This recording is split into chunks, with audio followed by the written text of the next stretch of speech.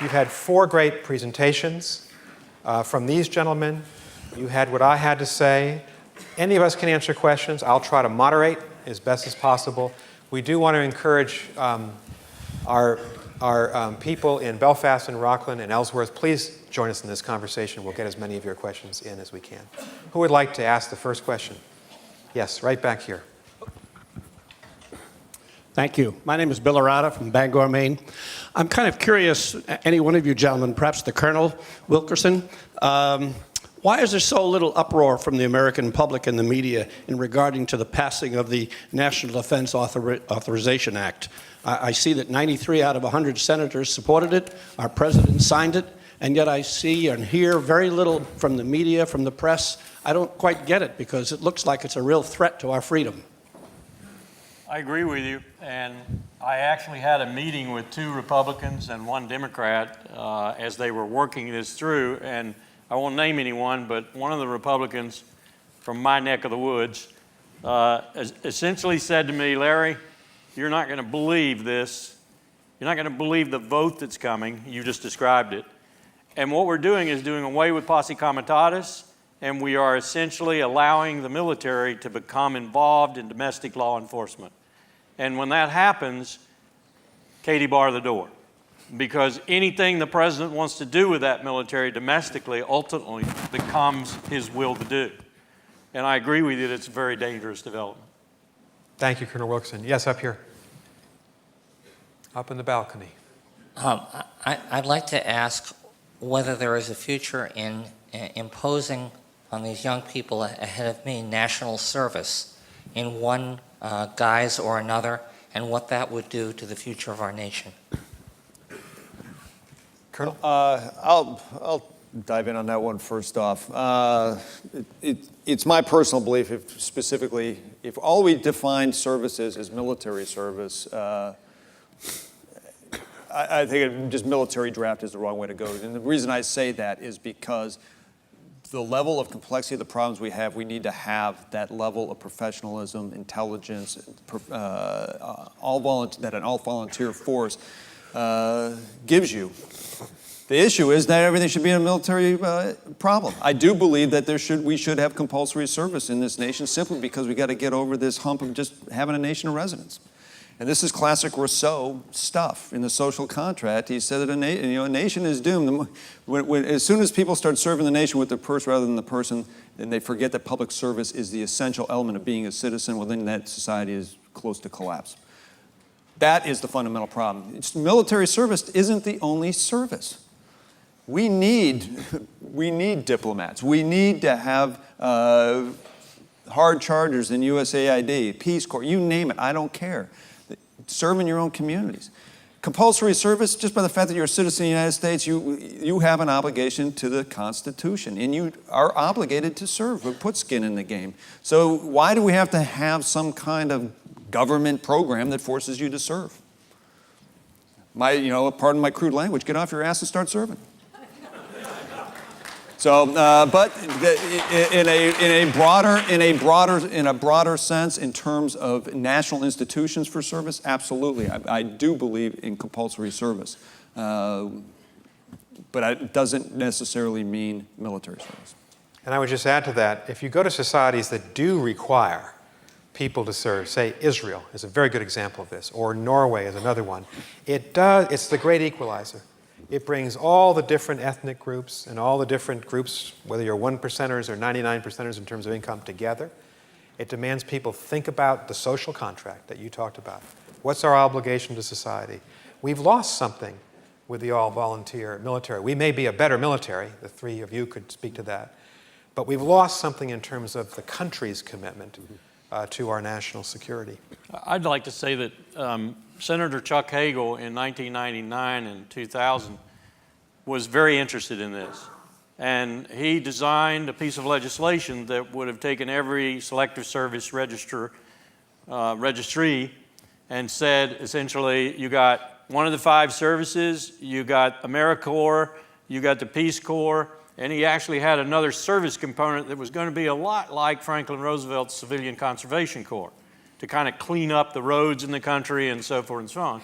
And everyone would be subject to this, male and female. He told me that he got exactly 2 co-sponsors. Interesting. Admiral Johnson. And you should have a mic, I hope. I do. Yeah.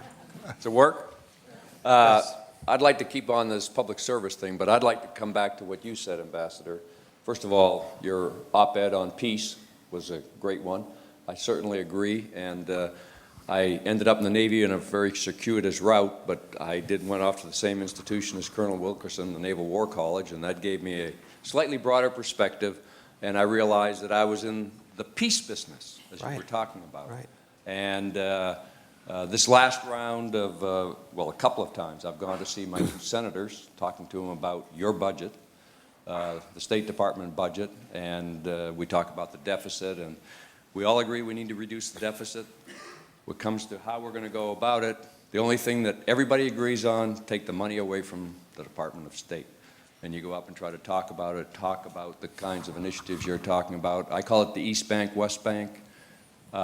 We need to put our national security, this tip of the spear needs to be on the East Bank, i.e. C Street, not the West Bank of the Potomac, the Pentagon. And so how do we do it besides, shall we say, conferences like this, wonderful people that are thinking about it, in the narrative that they've written?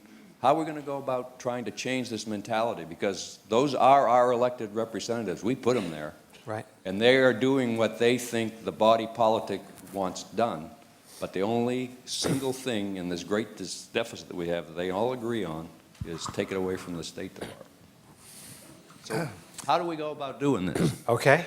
Well, Yes. let me Thanks, add as Rockland. a sidebar to that, I'm also a professor at the Naval Postgraduate School, which means I need to give the same disclaimer Wayne did. Consider it given. Wayne was one of the authors of the Maritime Strategy, which introduced the new doctrine that preventing wars is just as important as winning wars.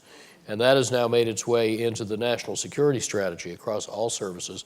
So as we discuss the balance of military and diplomatic effort, I just wanted you all to understand that the military is not only about warfighting. It is also about conflict prevention or avoidance. The State Department does conflict resolution, and some people on the ground in the military work on that too as part of nation building. The main missing ingredient of the new strategic triad, as I see it, is non-provocative defense. That's going to take longer, and in fact, we have exactly the opposite posture right now. But I think these different crafts that together help create and sustain peace will ultimately converge. They just happen to be historically divergent because they're different cultures doing what we thought were different jobs. You know, this is a really powerful statement because I think one of the greatest disservices I can remember done to our country was some of the editorial cartoonists. I can remember some from my youth in the Boston Globe who would routinely depict generals and admirals as warmongers. And the reality that I experienced, and I was ambassador to NATO, which is a joint State Department military mission, is that the people who sometimes most profoundly argue in our government for peace and restraint are the military, because they understand war. And I do think that the State Department and the military are knitted up on this, that we do think that our job is peace, it's prevention, we fight when we must, of course. But I think we need to understand that the military is very much part of this effort for a more peaceful and just world. Yes, sir, if I can chime in just quickly and plug something that we just did. The National Committee on American Foreign Policy is about to publish an article that we wrote entitled America's 21st Century Joint Force, or America's New Joint Force, Strength and Credibility in a Constrained Fiscal Environment. And one of the arguments that we make, and again, our views do not reflect the official policy of the United States government, Department of Defense, or anyone else. But I'm retired. They reflect my views. It's nice to say that, isn't it? Nice to be able to say that. But one of the points that we make in that is that we rarely, in fact, we almost never recognize our military as only an integrated piece of national influence, and that it can't be taken in isolation from the State Department or from our private sector or from you all. It's an integrated part. And my sense is that we truthfully have a military for two things, and that is to deter war or to win decisively when we're required to do so.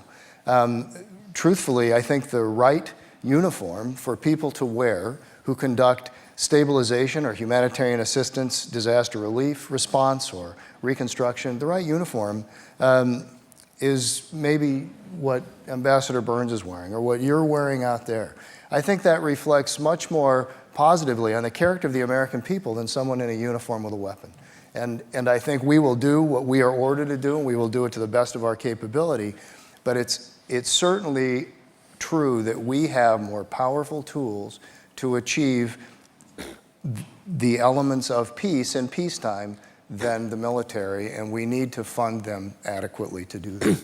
And another element of that is that part of what the military, especially the Navy, does is diplomacy. You know, when Navy logistics, of course, all services were in on this, but when they land folks after an earthquake in Indonesia and start making vital services work again. One of our senior fellows, Eric Rasmussen from the Navy Medical Corps, was helping coordinate that, and he's probably the best in the world at it. That is the best ambassadors you can imagine throughout the Muslim world, actually, not only in Indonesia. And there are many, many instances of this as the military is called on more and more, and will be more with climate change, to use their global logistical reach to help rescue people from desperate situations. And that's something that very much complements the diplomatic mission. And even though it comes in uniform, boy, does it get goodwill. There was something in the conversation today a little bit, you know, the government's helpless, the government doesn't do things right, no one can figure out how to work effectively in Washington. I want to embarrass Grog a little bit. When Grog was, in a positive way, when Grog was 6th Fleet Commander, and this is Amory's point, he really believed that through ship visits, through the USS Harry Truman, one of our great aircraft carriers coming through the Mediterranean, we could let average people from Portugal or Italy or Spain, Greece, come on board the vessels and see the reality of a peacemaker. And Grog brought the USS Harry Truman into Rhodes in 2000 at a time of acute anti-Americanism in Greece. And it really did lower the temperature, not raise it, because they could see that our sailors, our admirals, were normal people. They smiled, they welcomed them on board, and I think this integration of diplomacy and the military is vital for us.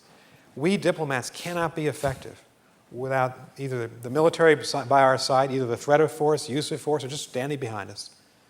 And Grog did that as a sailor diplomat, I guess I should say, in Grog's case. We have a question from one of our remote locations. And this is from Louis Sell, who is a former great Foreign Service officer in Whitefield, Maine. Louis was involved in Soviet relations in Kosovo, and he says, in regards to the War Powers Act, please discuss the efficacy, legality, morality of drone strikes on territorial states with which we are not at war. Louis, great question. Here's my only problem. This question could consume an entire conference. It's very important. I think Colonel Wilkerson, I don't want to get Captain Porter in trouble. So Colonel Wilkerson, you're our man. This is a huge question, as are a number of others. For example, one you might not think about is encapsulated in a brilliant little article by an Air Force Lieutenant Colonel called Jason Armagas, and it's called Things to Pack on the Way to Baghdad. And he's flying in a B-2 bomber, supersonic speed. He's going to drop two 2,000-pound laser-guided bombs. They're going to be satellite-guided and going to hit their target with a 99% probability. And he's probably going to kill 200 or 300 people. And he's thinking about his immunity. He is utterly immune. The only thing that can happen to him is a mechanical malfunction. Ethicists at West Point right now are writing about this. What does this do to the warrior ethic? Those of you who've been in the military, those of you who served know what I'm talking about. What does it do to the ethos of the military to be killing people with no possible response from the people you're killing? I can tell you when I was in Vietnam, I ran rules of engagement for my people that essentially said, if you're not being shot at, you're not going to shoot back. There were circumstances where I would loosen those, of course, in certain areas that were more deadly than others. But that's part of the warrior ethic. My son is an Air Force officer whose squadron is converting from manned aircraft right now to MQ-17, the Reaper drone. And my son is really convoluted in his soul about whether or not he wants to be a squadron commander of unmanned aircraft that kill people from 10,000 miles away. So this is a thing that's ripping at the heart of the military, too. In international law, I think the answer to the question is it's illegal. It is simply illegal. But have we begun to mold and shape international law to the realities of technology? Here's the last thing I'll say. Wait until the drone is over Times Square. Every tactic, every technology, every element of warfare is responded to in time, and they're going to be in our country looking at us. Indeed, they already are in terms of law enforcement. My son-in-law is a police officer, and they are salivating over the prospects of getting drones to fly over the Highway 95 corridor looking for drug pushers.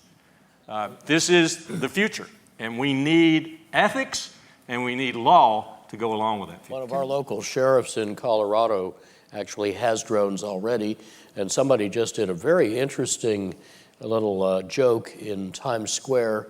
They started putting up signs about traffic regulations enforced by drones, and then they would film people's reaction to it. Colonel?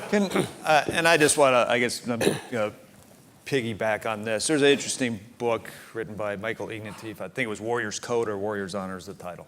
Bottom line is, as horrible as this sounds, war is a human endeavor. And the moment it becomes so cheap and so easy to go kill with no cost, it makes the decision to go kill very easy. And it's wrong. As a going into combat, the fundamental question is look yourself in the mirror and say, am I up to doing this? Because there is a human cost, not only for yourself personally, but also what you're about to go do. You have to have that, you have to wrestle morally with that. The moment it becomes easy, the moment it becomes a business of zeros and ones, and it no longer is an issue of flesh and blood, I mean, the efficacy of it, I mean, it's just, why, it's wrong. It's a human endeavor. It has no honor. And there is no honor. And that's Michael Ignatieff's point at the end of the book, is that maybe the thing that keeps us from going across the line too far as a human species is a warrior's honor, that it is a human business, and it's a human calculation. It's not a 0 and 1 calculation. Now, can I just suggest, as a non-warrior, a non-military person, that people might have said this a century ago about the tank or about the airplane. It's my view that we're not going to disarm, do away with this technology, and our enemies and adversaries will soon have it. So does this force us to have a national conversation, however, about the really salient point you make, Colonel? Will this make it easier for our political leaders to choose war in a way that might be foolish or foolhardy? Maybe both colonels might want to reflect. If there's no cost, yeah, you make the decisions very easy to use the. I just want to say, having been a tanker too, you're vulnerable in a tank. You can get brewed up really fast, as my British colleagues like to say. You are vulnerable in an airplane. You can get shot down, as my Air Force colleagues like to say. This is a new realm of warfare. It truly is. It's not like what's happened in the past. And if it does divorce humans from killing each other, that is, makes it technologically possible to do it without any human ever being in it, then it's a deadly development. And it's one that we really need to ponder profoundly. And we haven't. That's my main point. Okay, we could continue on this for a long, long time. There's a question up in the balcony. Hi, Christina Gallo from the University of Maine. My question is, what do you say to someone who doesn't ask, do we have what it takes to still be the world leader, but why do we think we have the right to try to push that position? I'd be happy to take a stab at that, and maybe others would as well. I don't think it's a question of having the right. I don't think we have an alternative. The United States and the United Kingdom over the last 200 years have been the two great global powers, and we created a superstructure in the world. And the superstructure is largely democratic. We have more military, political, and economic power than anyone else. If we decide to withdraw because we don't want to be the global leader, we may not be facing Chinese ascendancy. We may be facing an anarchic world where no one's ready to lead, and no one's protecting the sea lanes and maritime traffic. No one's combating the Somali pirates off the coast of East Africa. No one's protecting countries like Bosnia and Kosovo. And we protected them from a dictator. And so I think we have to embrace leadership, because without American leadership in the world is less peaceful, less stable, and certainly less democratic. I'm proud of our leadership role. I don't want to live in a Chinese-dominated world, given the values of the Chinese Communist Party. I believe in our values, but others may have a different view. Two comments. One is, I think there is a basic contradiction in our strategic doctrine right now, because I mentioned the third leg of the new strategic triad is non-provocative defense, which can reliably deter and defeat aggression but doesn't threaten others. Actually, it gives each side a stronger defense than offense, and that's stabilizing because there's no incentive to attack. We are currently the world's police force, and we're not the friendly neighborhood cop walking the beat. Most of the time, we're still more the SWAT team that sallies forth from its fortress to smite the evildoers. Now, non-provocative defense, which is well developed in Western Europe, has force structures and postures that objectively indicate to any observer that your purpose is defensive, not offensive. But our forces are designed to intervene anywhere in the world overnight, more or less, and that is that kind of impugns any intention of purely defensive intent. This has two bad properties. One is it tempts us to do more things that will use those capabilities. The second is it elicits the kinds of asymmetrical threats to which our open society is more vulnerable. Therefore, in the long run, it decreases our security. Therefore, we need to get out of the global cop business in an orderly way and try to form a safer world with many people sharing policing duties as quickly as we can. I have, by the way, tried this on 3 former secretaries of defense who all agreed with that. My other comment is simply there are different styles of leadership. I'm rather immersed in Taoist tradition, and in Tao Te Ching 17 says leaders are best when people scarcely know they exist. Not so good when people obey and acclaim them, worse when people despise them. Fail to honor people, they fail to honor you. But of good leaders who talk little, when their work is done, their task fulfilled, the people will all say, we did this ourselves. Well done. Yes, sir. Thank you. I have a sustainability question, but first I just want to say thank you to each of the 5 of you for your very clear insights that you shared with us. On a personal note, I want to say thank you to Amory, and this is somewhat of a testimonial because a year ago I was lucky enough to have a couple drinks with him on the deck of the Officers Club in Newport, and he explained to me why I should put solar panels on my roof, and I did, and they work. And I couldn't be more pleased, and I urge each of you to investigate that because it's probably a much better payoff than you think it is. And then finally, some of us are not going to be able to be in the conference tomorrow, so I just wanted to say to Nick, thank you so much for a very thoughtfully organized and well-executed conference. So thank you. Pleasure. Thank you. Yes. Oh, you got a question? Okay. We were just going to accept the testimonial and march forward. You don't want to do that. Okay. I apologize for all the words up front, but I did say I was going to ask a sustainability question. Okay. This is an issue that I know as clearly as I think anyone in this room could know is in the president's inbox.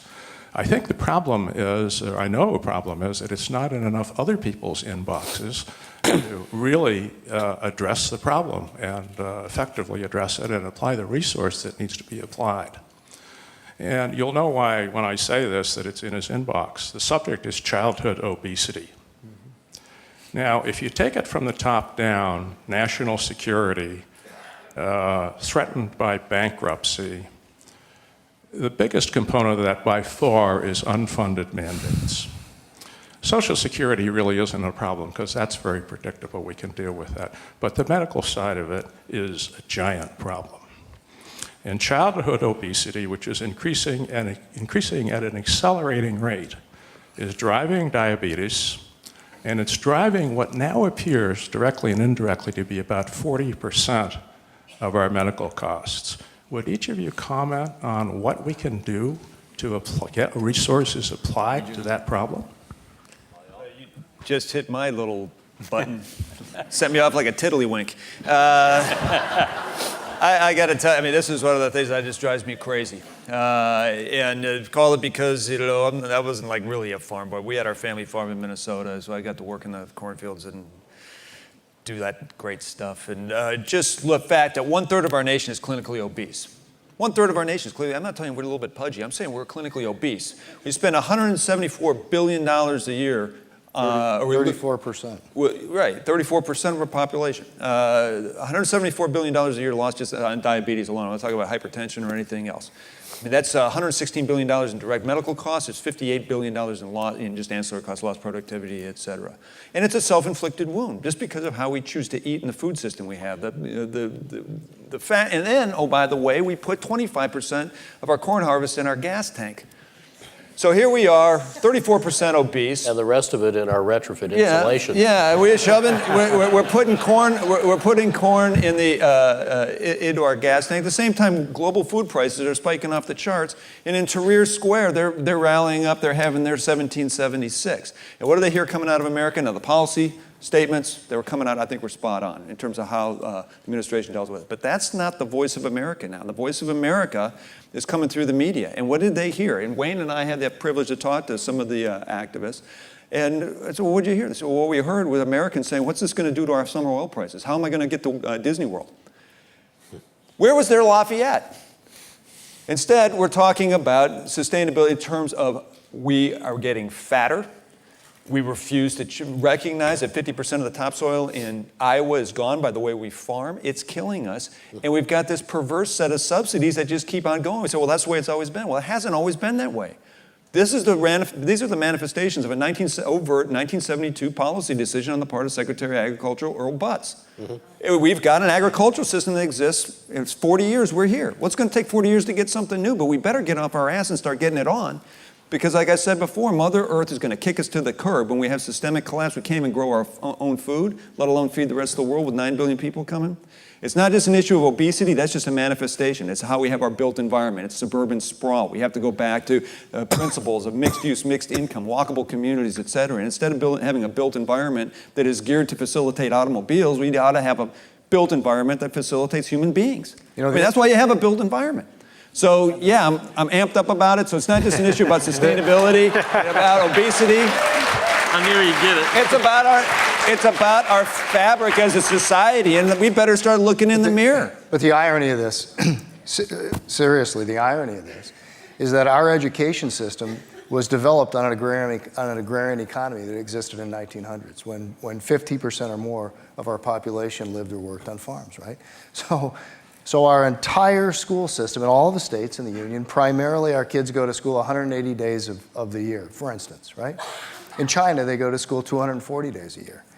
In Korea, Singapore, Japan, it's generally around 220 days. I'm not saying that the number of days in school is a direct correlation to your level of education, but I am saying that that is where the entire shift needs to take place. A greater appreciation, a better understanding of what our environment is, who we are, how active we need to be physically and mentally.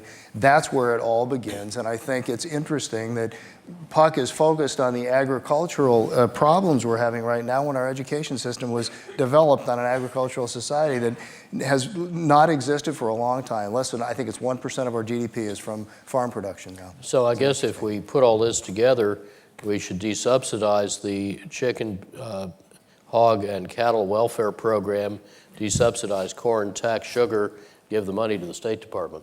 Yeah, that's good. Brilliant. Brilliant. We'll call it the Camden Manifesto. Thank goodness for our First Lady, Michelle Obama, because she has really shone a spotlight on this problem, and she's done a great job in it, I think. Yes, sir. I'm Davies Allen from Westport Island, and that's just down the coast a piece. My question is to Captain Wayne Porter. To what do you attribute the decline of American values to the point of endorsing torture, which is waterboarding, and the indeterminate imprisonment of prisoners in Guantanamo? And can I just say before Captain Porter answers this is obviously a very important question of ethics and legality. He may be limited in what he can say, I don't know, but I think there are others here who are now free because they're outside the government who can also speak to this. I know what it's like to be a serving official in this environment. I don't want to put all the spotlight on him. You really need to ask somebody who's got their freedom of speech back. But if you'd like to say something. No, it's called discipline. It's important in the government, but Captain Porter? Yes, sir. No, I thank you very much. And my response, truthfully, is that it would be inappropriate for me to comment on policy as an acting member of the service. That said, I will answer another part of your question, or I think what you're inferring, or what I picked up on, was, is there a decline in our values? I think we spend so much time looking backwards, looking at things that we've done wrong in the past, or chastising ourselves for that, or scrutinizing ourselves, or blaming someone for that. Let's get over it. Let's start looking forward. Let's recognize what the values are, liberty, and the values that this nation was founded upon that characterize us as Americans and make us unique, thankfully.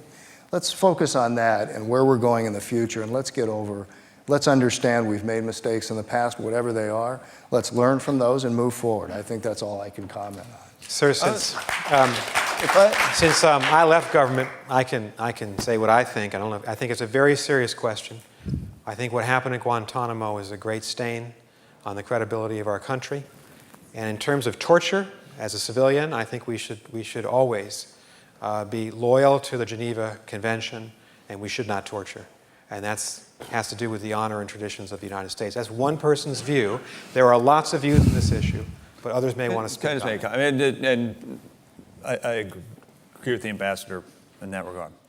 The issue of values, though, we better start asking ourselves some hard questions. Remember, I think I mentioned the quote, the Lewis Mumford quote, everyone wanted security, but nobody accepted responsibility.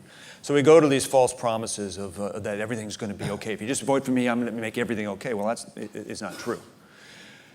And what is that doing? You know, Wayne and I always talked about it. You said that, you know, Al-Qaeda could be an existential threat. And we said, well, there's no way, because everyone thinks about existential like there's a mushroom cloud, you know, the world caves in and we all fall into the abyss or whatever. It's going to be a self-inflicted wound, and it's going to be around our values. The moment we turn our back on our values as Americans, we have had an existential shift in our nation. And it goes beyond the torture issue. I mean, just not too long ago, we had two very interesting dynamics going on. You had, freedom of speech, that's great. Some wingnut down in Florida wants to burn a Koran, right? At the same time, we're not going to allow a mosque to be built near Ground Zero. I couldn't think of anything that was more out of keeping with our values as Americans to say, no, you can't burn the Koran, and no, you can't build near Ground Zero.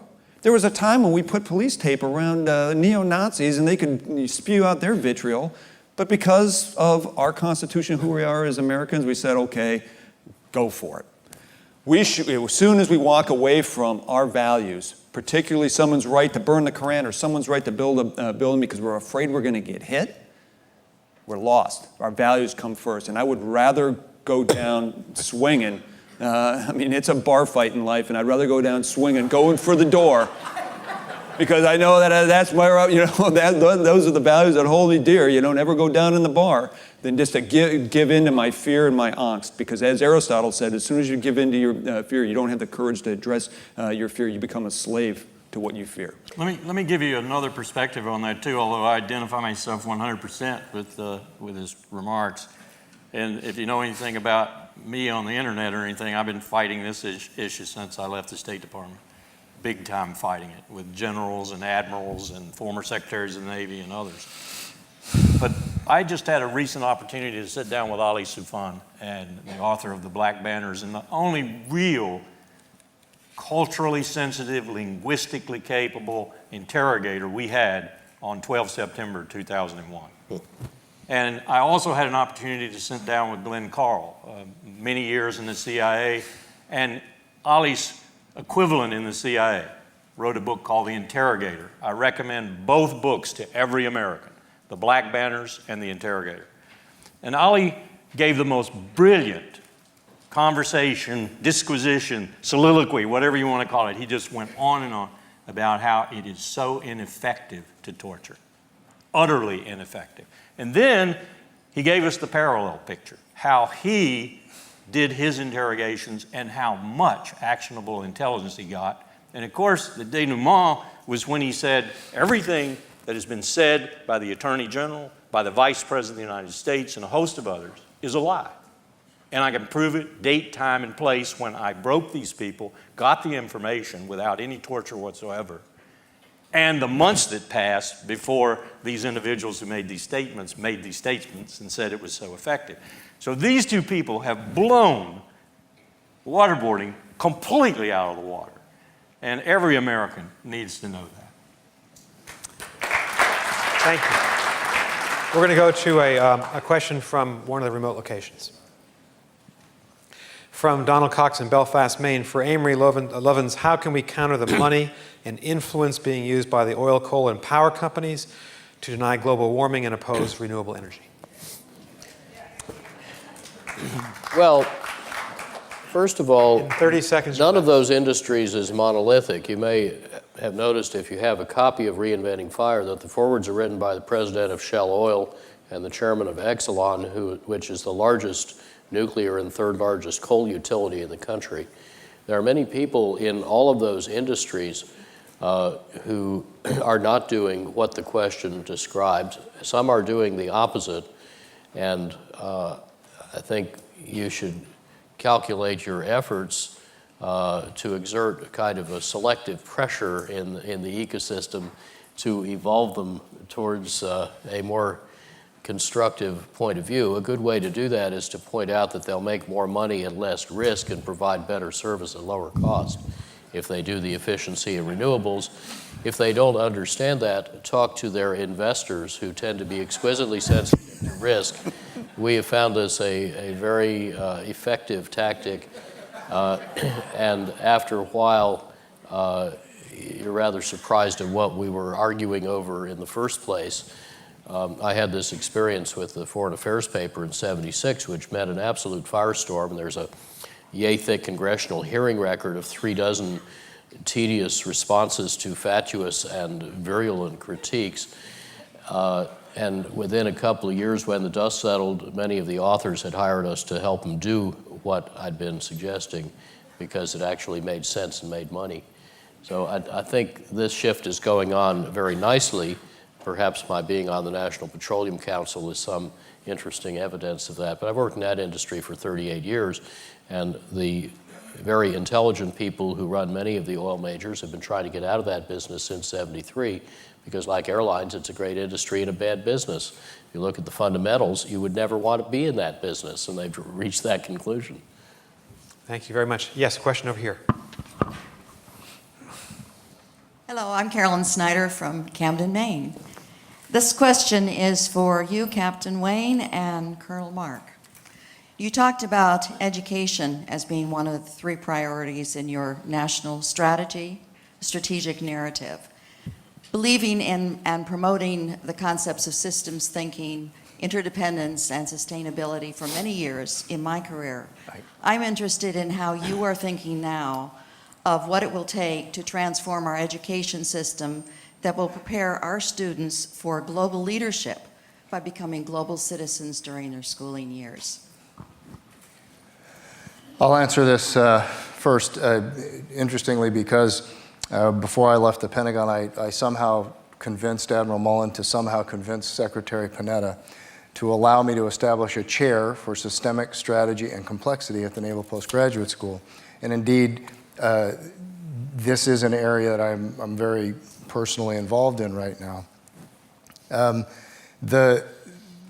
I've mentioned several times that I really do think there's a different approach that we need to take to education. Part of it's based on encouraging divergent thinking. I just saw a wonderful YouTube video by Sir Ken Robinson, is it, who illustrates the fact that kindergartners generally, if they're tested for divergent thinking, which is the ability to creatively invent uses for things. So how many uses can you find for a paperclip? They traditionally test somewhere in the 98th percentile. By the time they're 15 years old, they're in the 50th percentile. And by the time they're in college, they're well below that. So truthfully, the system that we have, and it's an international problem, because we haven't really rethought about how we educate our children. I was fortunate enough to have the opportunity to put my kids in an all-Japanese elementary school when I was stationed in Japan. Cold turkey, I don't speak Japanese, my wife doesn't speak Japanese, my kids didn't speak Japanese. My son learned to write Japanese before he could write English.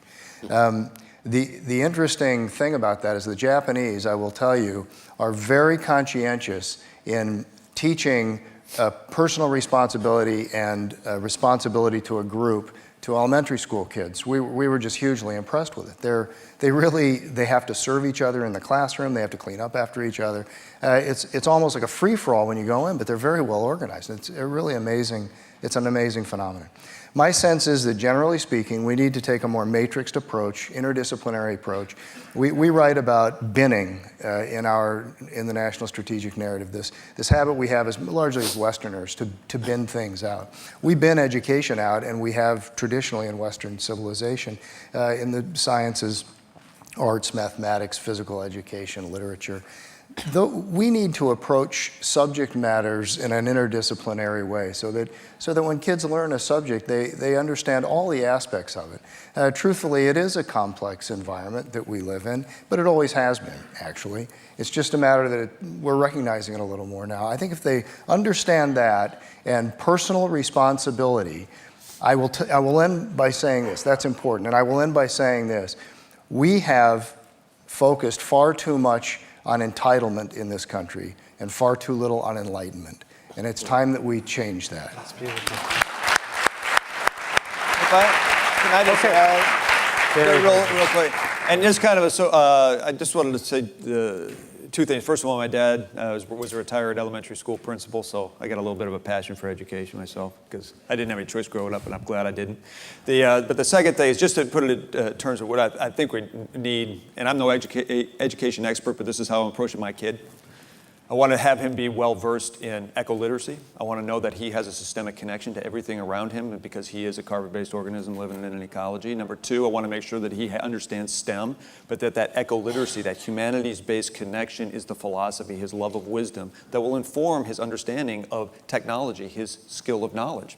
And then I want to make sure that he understands and teach him to be an entrepreneur so that he sees opportunities. He doesn't dwell on challenges, but he focuses on the opportunity space, and he takes those skill sets and applies them in a practical, realistic way that positively impacts those around him.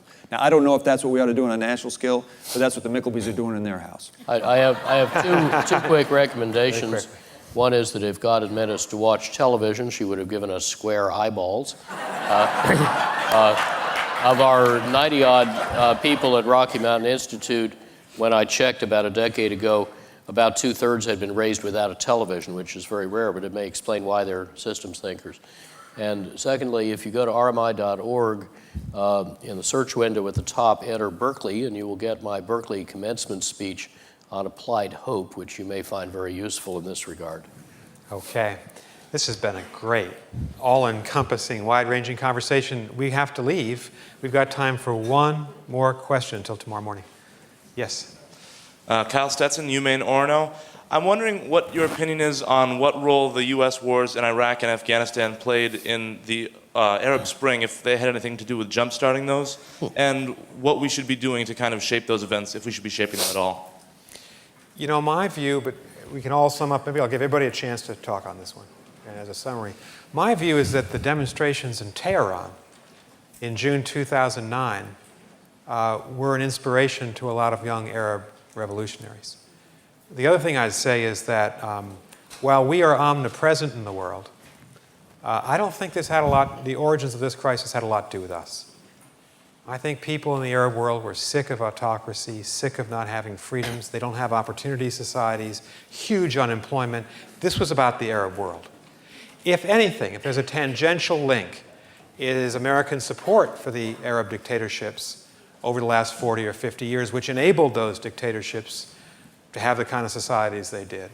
But that's a tangential link. It may be more important than I'm suggesting. But this was really about the Arabs and about the Arab Human Development Report of 2002, the only place in the world that was regressing in so many areas and did not have any democracies not full democracies among the Arab countries. So we could design an entire course at the University of Maine or at Harvard around this. There are entire courses. But that would be my view. But why doesn't everyone just sum up on this?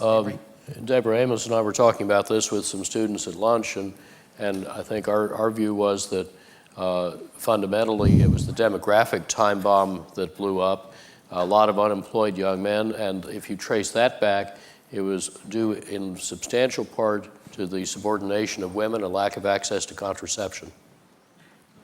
Interesting. Very interesting. I'm serious. Very interesting. Thank you.